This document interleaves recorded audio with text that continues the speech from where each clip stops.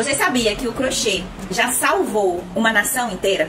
Eu fiquei assim em choque quando eu li sobre essa história. Em meados do século XIX, lá na Irlanda, aconteceu uma situação chamada de Grande Fome, que foi quando a chamada doença da batata assolou todas as plantações dele. E o principal sistema de subsistência das famílias ali eram as suas plantações, tanto para eles consumirem como para eles venderem, né, mandarem para outros locais, outros países. E eles não podiam mais, por conta dessa doença da batata, eles não podiam nem mais consumir e nem vender os seus produtos. E aí, gente, literalmente, eles começaram a morrer de fome. E eu não tô falando assim de algumas pessoas que estavam...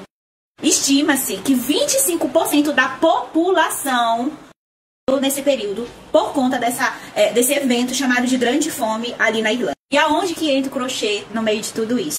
Algumas mulheres, e eu até me arrepio contando essa história, porque algumas mulheres começaram, né, a produzir. Elas começaram a produzir rendas em crochê e exatamente foi com esse nome que ficaram conhecidas, esse tipo de crochê. Se chama de crochê irlandês ou crochê em renda, que é um trabalho feito minucioso, com fios bem finos e com...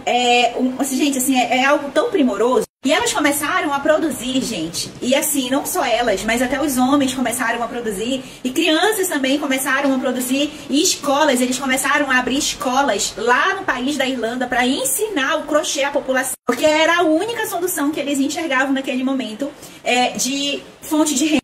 E essas rendas que eles produziam em crochê era algo tão assim primoroso e tão específico que eles começaram a exportar, principalmente para a Inglaterra e para os Estados Unidos. Eu realmente me emociono com essa história, porque a arte, o artesanato já matou muitas vezes a fome da minha família quando eu era criança.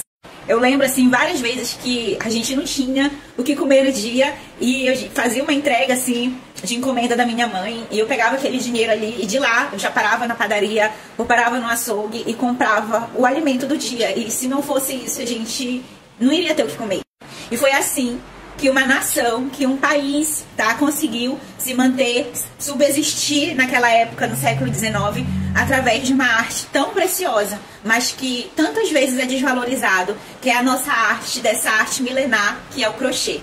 Me conta aqui se você já tinha ouvido falar sobre isso e o que você achou dessa história.